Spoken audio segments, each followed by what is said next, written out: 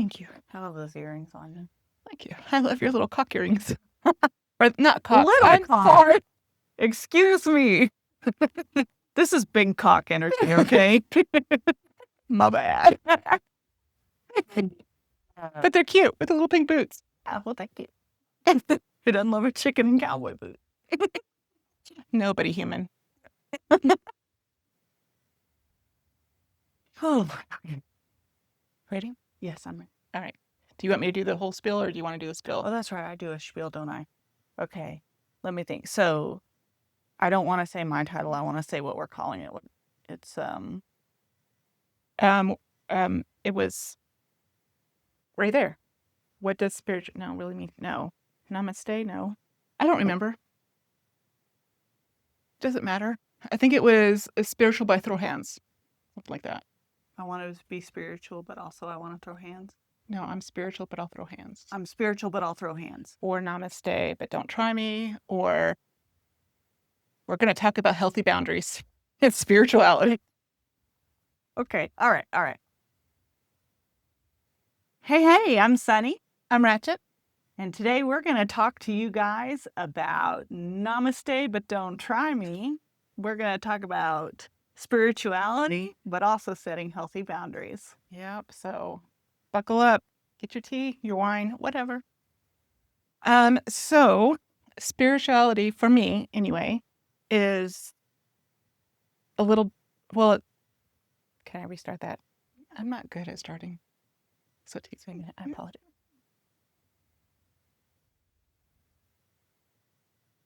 So we're talking about spirituality and boundaries today. And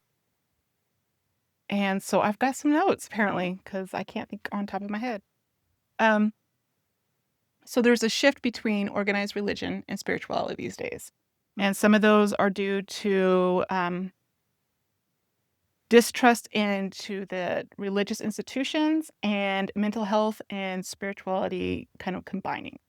So, and I will say that's one of the reasons why I went spiritual. Mm-hmm. So, Mm-hmm. You know, it's kind of interesting because, like, you know, I mean, I am more traditional, mhm. but I also would describe myself as spiritual rather than religious because for me, it's not about, you know, the do's and the don'ts and the rules and the, you know, that kind of thing. But I would say on a scale of spiritual to mega spiritual, you're more towards the mega end. So, some of the things that have caused this like distrust or this like gap between regular churchgoers and people who are just more spiritual now are the distrust, like I said, into our religious institutions. No more faith-based doomsday bullcrap. You know, you can't. For one, that was one of my big things when I was, you know, a Christian per Mhm. se. Was I never felt good enough. I always felt like I was lacking. I was never going to get to heaven because I was always failing. Mhm. And for me, it was just a constant one right after the other. And it was kind of, I started doing like a tally in Mhm. my own head. Well, at least I didn't do it this way.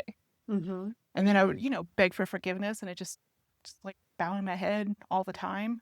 And so now I just feel more free. I'm human. I make mistakes. So, You're able to embrace some more self-love yeah, and taking care of yourself. personally for me, yeah. Yeah, I can see that. I really can. Yeah. Um, yeah, I don't I was always very adverse to the idea of counting up your sins and those kinds of things. And I kind of had like a different upbringing, right? Because um, my parents are atheist, or well, my mother, she considers herself agnostic. Like it's really impossible to know and very like science minded. So for me, um, my faith has a lot to do with believing that there is something else out there beyond what you can see. Mm-hmm. And kind of my choice of interaction is Christianity because that's like the culture I was raised in. It was the choice I made when I was a teenager. Um, And I don't regret. I just see kind of this big open view. Like for me, even though I am Christian and I do believe in the putting the good into the world and that kind of thing, um, the idea of heaven and hell and going to heaven for this reason and hell for that reason, it doesn't actually make any sense to me in my mind. I'm like, there is no big mansion in the sky. Okay, so now I'm just really curious, as a Christian, Mm-hmm. currently in the faith, how do you think it is then? Like, because you can, like, I grew up Mormon and they don't Mm-hmm. think anybody's going to hell. There's 7 pillars to heaven. I did not know you grew up Mormon. I am surprised. Mormon, and then I went to Church of Christ when I got married, and then so I was non-denominational, and then I just Yeah, the Church of Christ. I could have called that, not the Mormon. Yeah. Okay, so for me, in my mind, and people may just be like, "Oh, you're not a Christian," but you know what? Whatever. It's my faith. Mhm. I feel like we definitely have a soul. That there is that energy outside the physical that we have. It's the difference between the mind and the brain. It's the difference. It's that spark, the difference between the living and the non-living. Mhm. So there's obviously this energy, this divine energy that we have. But I don't think that it's anything a human can comprehend. I think that the whole descriptions of streets of gold and mansions and all of that kind of thing is supposed to just was intended to give people a picture of something that can't be described. Yeah. And my thought is that our energy goes back into the world. And maybe, I'm not even so sure on this part, but maybe that whole idea of if you're a Christian, that means you get to be with God. If you're not a Christian, then you are without. Maybe that's kind of the energy goes back into whatever that is, whatever that sort of heaven type thing is that we can't understand. Or maybe, I feel like when I read Jesus's scriptures, I feel like he's talking about how to bring heaven to earth. Yeah. So if you look at just what he's saying, Yes. he's talking about how to bring heaven to earth. In my mind, when I read it, I'm not so sure he's talking about the after. Okay. And I know that's weird. I know it's weird. It's not something I advertise. So for now. Yeah, now the cat's out of the bag. But yeah, I definitely don't believe in fire and brimstone and you live amongst, I I don't I don't think heaven and hell is actually anything within our comprehension. I will agree to that. I'll agree to that. My faith, if you want to call it Mhm. that, is I do believe that there is a divine source. You call him God, I call it a source, power source. And in my head, I picture this big, kind of a cell. You Mhm. know, if you look into the microphone on a cell, you can see like little indents and stuff like that. Mhm. Yeah, so that's what I picture. And then off of those like little spikes that are coming off of it are little threads. And Mhm. those threads are us. So I feel like when we pass, we're here to learn lessons. Mhm. So we go back to the source. And then if we still need to learn or do our karma, we have to come back. Okay, so you believe in reincarnation Yeah. then? Okay. Okay. Um, I don't know what I think about that honestly. I So for me, I feel like there's a lot of commonalities in religions. Hmm. I mean, I suppose you have the polytheistic and the monotheistic. So, I don't know, but I know that like when I was studying Islam, because right after 9/11, I took a class in college to understand Islam and Islamic culture because I wanted to, I guess I hadn't thought much about it until Oh, yeah. there were these people that hated us so much. They wanted, they there was this long drawn out terrorist plan. I was like, are these Supposedly. people? Well, okay, yeah, sure, supposedly. But go But ahead. the terrorists, that's what people were thinking. And I was like, I want to understand this though. And so, um, one thing that I learned about when studying that religion and the culture around it is that they believe that Christians and Jews that they're following the same God, they're just kind of misguided about some details, which I think really who's to say, because this is all faith and it's all supposed to be faith, no matter And those what your books have faith been is. altered and rewritten by so many different men who had their own agendas. So Yeah. I have read the Bible multiple times. I think it's more, in my head, I can see this more as like a guidebook, not necessarily like the end all be all. Yeah, yeah. I talked with a pastor once who studied seminary because I really wanted to understand some things. And, one of his things to kind of help me wrap my brain around at least how he understands the Bible was saying it wasn't meant to be a literal word for word translation. It's supposed to be a window, a picture into who God is, who Jesus is, those kinds of things. And it's not meant for the literal translation. I think we pissed off a few people. They can be mad. They can be mad. So getting back into it, I mean, spirituality, Christians, they're always like, well, turn the other cheek. Take it, turn the other cheek, and walk away because you're bigger and better than whatever situation is going on right now. So how would you, as a Christian, put boundaries in place for somebody who is testing you?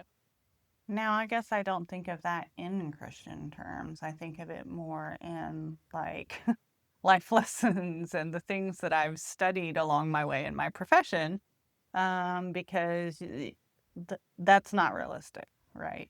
To just turn the other cheek and let, But that's somebody... what I was taught. Yeah. So no, I know. I was married to a drug addict and alcoholic and went to the pastor for help. And, he worked on keeping us together instead of telling me to like run for the fucking hills, maybe one of these days we need to stop doing topics and just start talking. Because now I want to talk about that stupid preacher who thinks it's okay to beat their wives.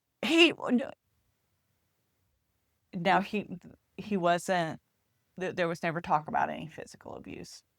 However, there was living a with someone like that, who's online who talks about. I see. Okay, you're saying somebody else. Yeah, so that's what. Yeah, I mean, everybody has their own interpretation, right? So I think that's why it's important, whether you're Christian or spiritual, to really, or agnostic, whatever your belief is, you really need to search and decide what's right for you, because there's not one core belief. Like, even in a denomination, even in a church, you're right, everybody has a different interpretation. And I think the most important thing is to search yourself.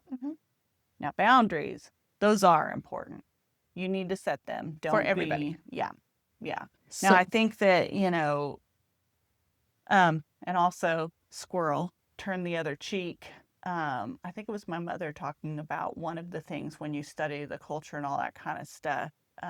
It was something about turning the other cheek was actually an insult rather than a taking, rather than being passive, which now, because the conversation led here, I wish I researched more, but I didn't. But that's, there's so much that goes into stuff though, right? Like that's one of the reasons you can't necessarily take the Bible literally, because of the time and the context and the culture and everything that built onto that. There is stuff that is different now, and stuff that taken out of context we're not going to understand. And he also, I would like to point out that, yes, there's that story about turn the other cheek, but there's also righteous anger, and he didn't hesitate to flip a fucking table when he was mad at hypocrites. So, which I think needs to happen more.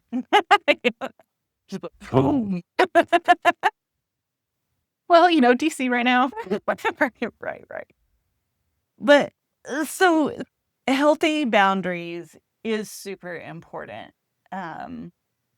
You have to set them personally amongst your family, the family you have, the family you make, with friends, in the workplace, sexually. Like, that's a very big, important one, especially among women. You need to know what boundaries you want to set. because the damage that comes from not, uh, surprising that I ended on sexually, but there we go, because I can't think of anything else. But there's a lot of different I'm ways gonna say yes on yeah. all of that. Mhm. 100%. Boundaries are fucking important because you will lose yourself if you don't. Yes. And then you're always going to be digging yourself up out of that hole. Right. Like, so setting boundaries is important because you're showing someone how you want to be treated, and you're showing someone how to respect you. Mm-hmm. And you can't have healthy boundaries if you're not voicing and setting those and communicating. You're going to end up feeling walked all over. Mm-hmm. You're going to end And then you're up, going to end up resenting your family and your yes. friends and your coworkers and everybody else. Mm-hmm. So, which is Yeah. something I do have a problem with. Like, I'm okay with setting boundaries unless you're an authority figure for me. I don't know why. I don't know why. Well, I think we all have like our triggers. Yeah. Yeah. You and I were talking about something personal, but at one point, we were talking about the difference between a friend telling me to do something and a spouse telling me to do something. Yeah.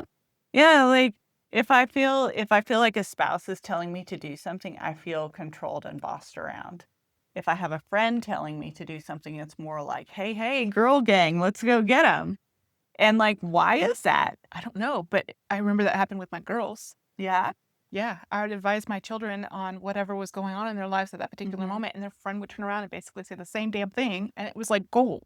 Yeah. It used to annoy the holy crap out of me. Yeah, and I guess it's that perception, right? Like, are you making me do it, or is this camaraderie and we're teaming up together? And I think, so for me, having a lot of trauma, with spouses and, certain authority figures, especially men, it hits different for me. Mm-hmm. If a guy's going to tell me to do something, be like, that would be. I'm not necessarily a yell and cuss and throw hands kind of person, but you're going to see me dig my heels in the ground and, hold firm. I'm not going to be told what to do. She gets a little ratchet there. Yeah. No, I agree with that. I don't know. I feel like I maybe turn the other cheek a little too much, and then it builds up and it builds up and it builds up, and then I just lash out. Yeah. So that's something that I know about myself that I've been trying to work on recently. Mm-hmm. But so boundaries are important, whether you're spiritual or Christian or not. Mm-hmm. So that's basically what we're going into. I'm doing the spirituality part. You're doing the boundaries part, or the psychology of it all. Yeah. Yeah. So, but let's see. So I had a question here I was going to ask you. Yeah. Is it unspiritual or unchristian to call somebody out or check them out? Check them. Did you understand? I mean, I would say no. No? In fact, I think Christians do it all the time. I would say maybe they do it too much sometimes. But So I feel like they did it a lot in judgment, though. It wasn't. Yeah. So you're saying not in judgment? Not in judgment. Like if I feel like you were damaging your relationship with your husband or something like that, as your friend, I'm going to come to you. But let's say I'm not like your best friend. What if I'm just like your coworker, and then I hear you talking about something inappropriate when I know you're married? Is it appropriate for me to say like, "What's up?" Is that what you would say? You would say, "What's up?" Because I don't think that's what you would say.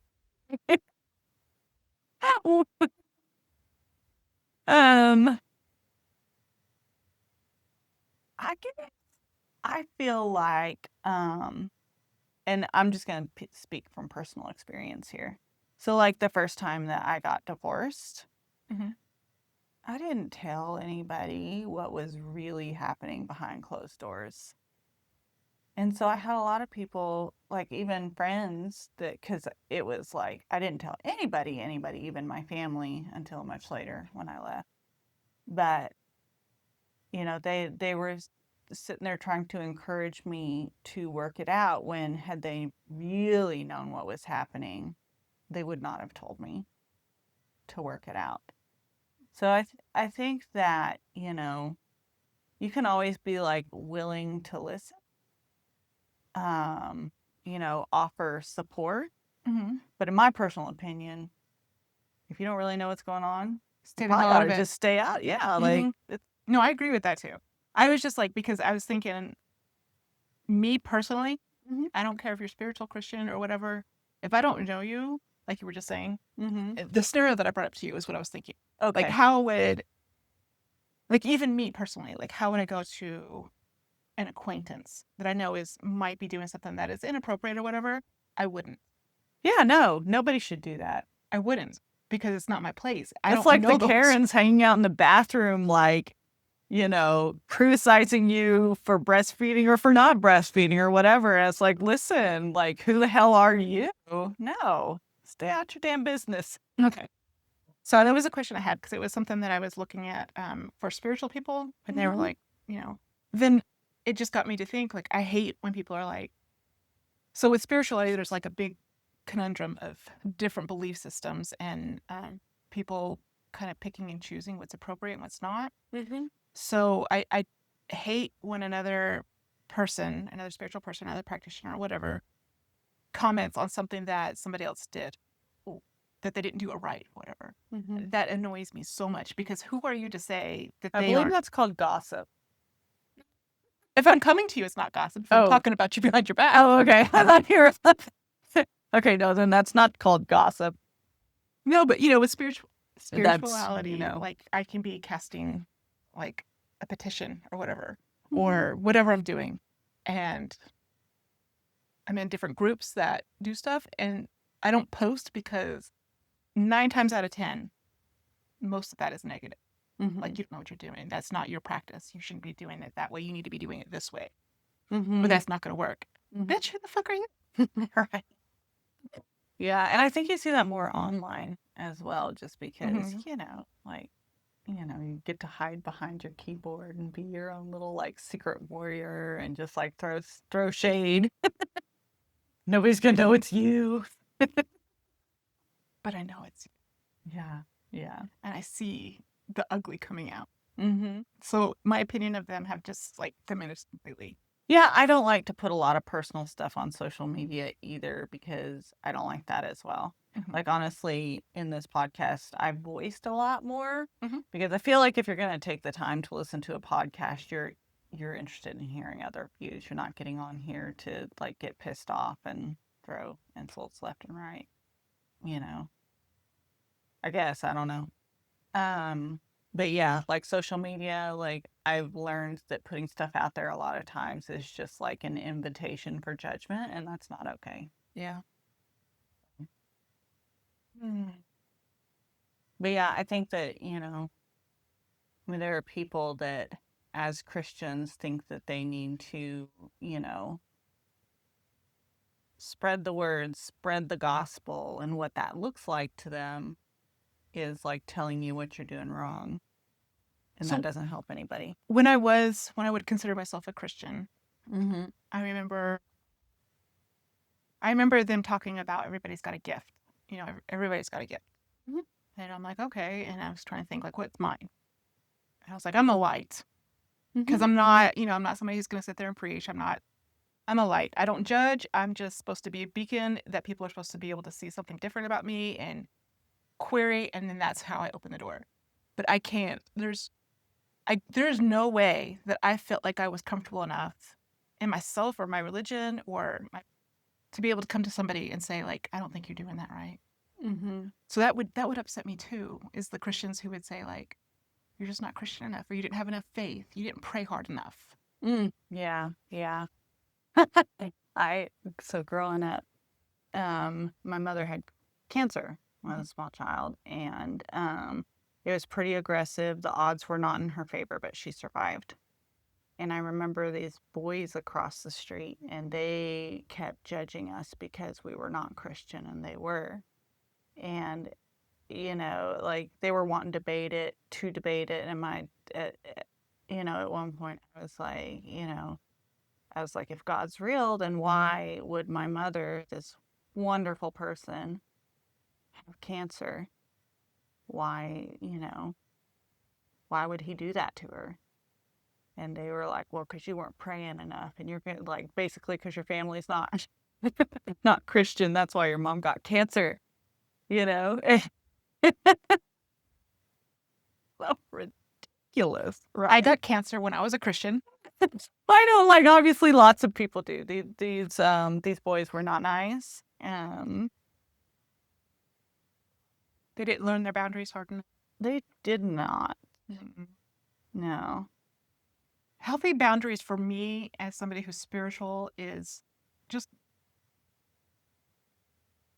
basically the same it was when I was a Christian. Mm-hmm. Treat me the way you want to be treated.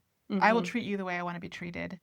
If I feel like I have a relationship with you and there's something that you're doing or saying that's concerning me, I'm going to come to you privately Mm-hmm. because it's nobody else's business. Mm-hmm.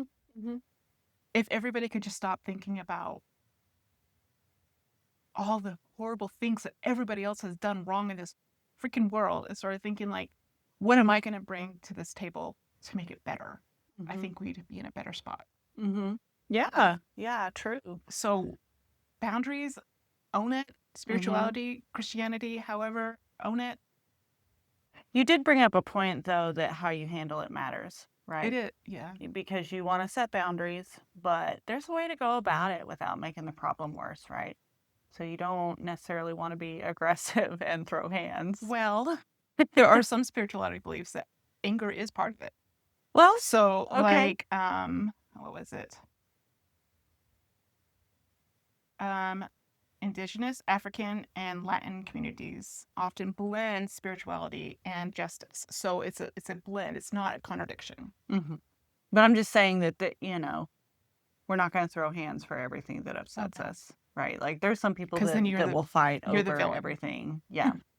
So you don't want to be super aggressive. You also don't want to be passive, Mhm. because you do need to have those boundaries in place. You shouldn't be allowing yourself to be taken advantage of, and you shouldn't be allowing others to walk over you knowingly or unknowingly. That's a hard one, but yes. It is a hard one. So the key is how can we be assertive? So you're being strong, you're setting your boundary without being hateful or physically aggressive. Obviously, there's times that you need to defend yourself, right? Yeah. Like if a guy's trying to rape you, you're not going to just be like, Oh, you're are not you going to be there like, yet? no, I'm not. No, I'm not okay with that. No, it's like you're going to like, find the nearest thing and like If I'm kick ever their ass. if I'm ever assaulted again, I swear to all that is holy, Hmm. he's gonna leave that scene as bloody as I am. They better take me out. Right. But, there are a lot of situations where that doesn't apply because that's the extremes. Of course. Right. Right. So So healthy boundaries. What would be a healthy boundary for you? for me, a healthy boundary. You would be asking me. I can tell you what mine would be. Yeah, go ahead. Honesty, truth. Honesty. I don't care if you like me, hate me, whatever. Just be honest about it. If you don't like how I'm doing something, I mean, don't say like you're a fucking jackass, but come to me and say like, Chris, this is. Can you explain to me why you're doing it this way? And I Mm-hmm. explain to you, and you're like, well, if you do it this way, you'll get better results. And Mm-hmm. but I hate that. Honesty is such a hot button for me that it's a challenge to not go overboard in my reaction. Mm-hmm. I hate lies. Hate them. Um, so boundaries. I don't like to be yelled at, and I don't like to have arguments with people that are intoxicated or high. That's something that really it's not a good idea anyways. But Mm-mm. it's also extremely not okay for me because nobody's going to get anywhere or resolve anything when they're impaired. Yeah. They say like don't go to bed when you're angry. No, let that drunk ass, high ass person sleep it off and have a coherent conversation when they are sober. Yes, depending on what it is. For me, for Okay. me, I don't know if I could. Give me an example Um. of either one. Okay, so if I'm okay, like if I feel like I'm being ignored because games are being played all night, Mm-hmm. that's something I will definitely sleep on, and I would talk to them. about it the next day. That's appropriate. Um, if I feel like I have, so one of my big things is I love my husband to death, but he's a procrastinator. Mhm. So I will, it takes me from 0 to 10 when I feel like I've got to go, like, be your mom. So yes, that those are fights that I'm not gonna let lie. We're gonna have it right here, right now. I don't care. Mm-hmm. So Mm-hmm. okay. What about you? Just drunk, high, don't talk. Um, yeah, I really learned because it never goes well. I get super reactive because I don't like it takes me to a place, a very unhealthy place when I'm dealing with somebody who's drunk or Inebriated. yeah. And then I also definitely don't want to do that, but I don't I don't really drink all that much anyways, and obviously we had the one story of the one time. So like it's not a thing I do. Um but I I've had arguments where it's resulted in me going to sleep at my mom's house because I'm just so pissed off. So, I, have learned not to have those conversations when somebody's inebriated or intoxicated. Can't handle it. Yeah. Um, I can't see you actually yelling. Do you yell? When you're angry, when you're frustrated? Rarely, Okay. rarely. Um, like in my second marriage, I can still remember, and I'd been pushed and pushed and pushed for 5 years. And one day I decided I was going to yell back. And I yelled back and I yelled back and I yelled back to the point that, my husband was kind of looking wild eyed and he said, I think if you don't calm down, somebody's going to call the cops. And my response was, William, call the fucking cops. So then, yeah, yeah. We weren't settling down till I was ready to settle down. But, you got to really push me there. So, you know. I was just thinking, I was like, I know in the years that I've known you, I can't think of one time you ever yelled or even Mm-hmm. raised your voice in Mm-hmm. anger. Mm-hmm. You got to push me really far. Really far. I admire that about you because I don't do that. It just It just comes out just right sometimes. off the grate. But I think that leads to, so I guess thinking in terms of boundaries, it makes it more difficult to set boundaries because people aren't reading from me Mm-hmm. how upset I am Oh yeah, because my response is not to yell. So yeah. So a healthy boundary for you, like for you, would be to talk to somebody when they are upset. yes, I need to definitely have that conversation and I need to do it with them in clear mind and me in clear mind, and we're not going to yell. And some of that has looked like it getting messy, coming back, reflecting, this is how it needs to go differently next time. And so in my marriage now, our disagreements have come a long way Yeah. because there were some things I could be really, really defensive about. And I still get irritated and annoyed and mad about some stuff, and maybe I might come vent to you. But when I Tell me something. yeah. But when I go and talk to my husband, whoever I'm having conflict with, I'm finding the words and staying on topic and not throwing every issue I've ever had with them at them or anything, because that's definitely not healthy. That's not healthy, and I Yeah, need to work on that's that. one boundary that people need to anybody and everybody needs to set for themselves. Mm-hmm. Deal with the issue at hand. Yeah.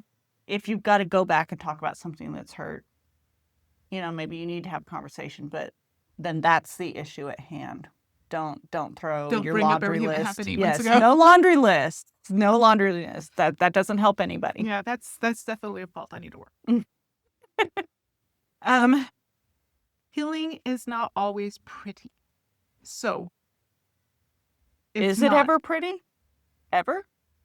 I feel like I am definitely more cohesive, more calm Mm-hmm. now. Yes. So I feel like I went through being way too passive in my life to building up to being assertive.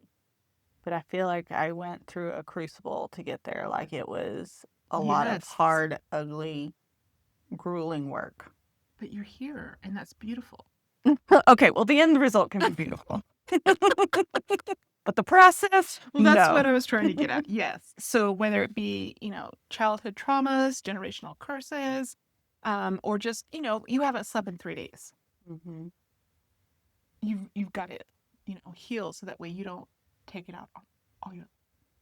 Oh yeah, that's true. It's really so I was actually talking to a mutual friend of ours who worked in the NICU at one point.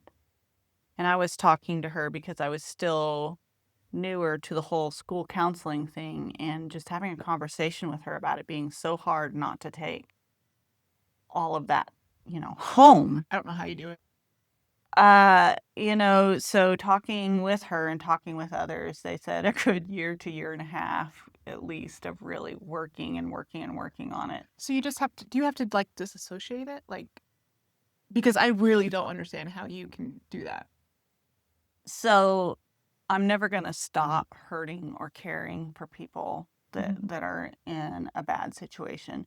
But I can use things like mindfulness techniques to kind of clear my mind, calm myself, and figure out how to be present in the moment for my family, Yeah. how to be in that moment and enjoy and love them.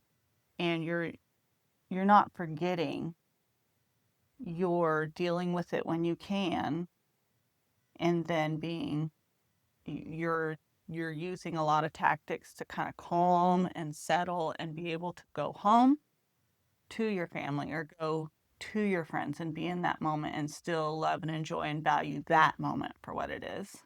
Yeah. It takes a lot of practice. It takes a different mindset, that's for sure. Because I know we've talked about counseling and stuff, and Mm-hmm.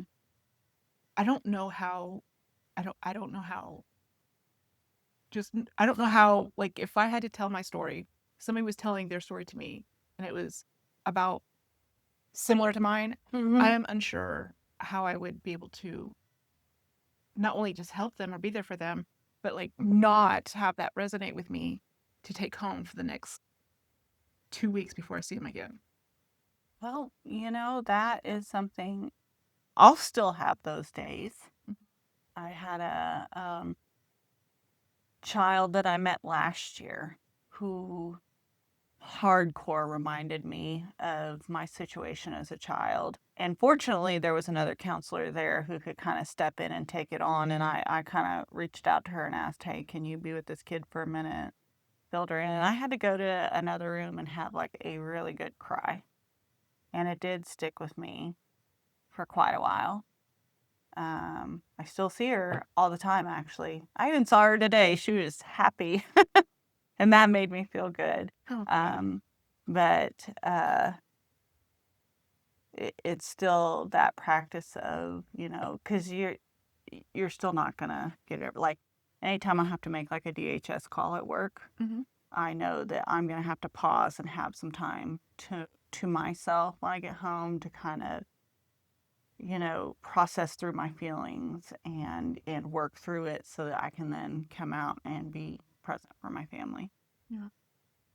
Well, I admire that about you. Um, so that's, yeah, the healing is not always pretty. Healing includes anger, grief, sadness, not just love and light. So just be patient with yourself and those around you. Hmm.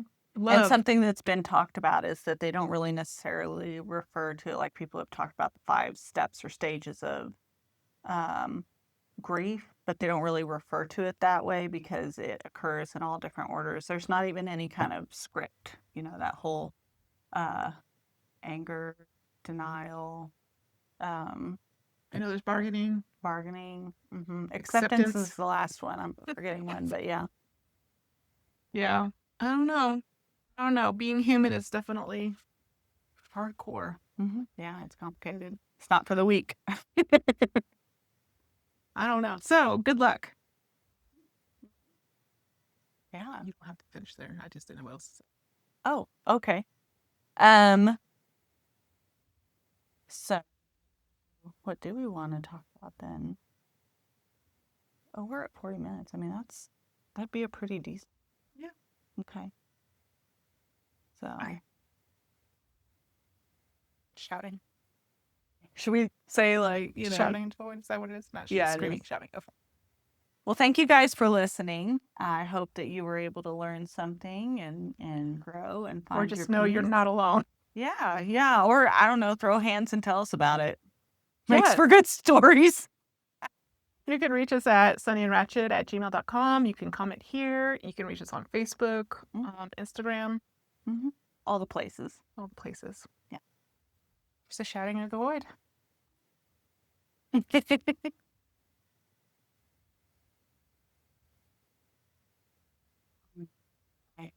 Nope, it didn't.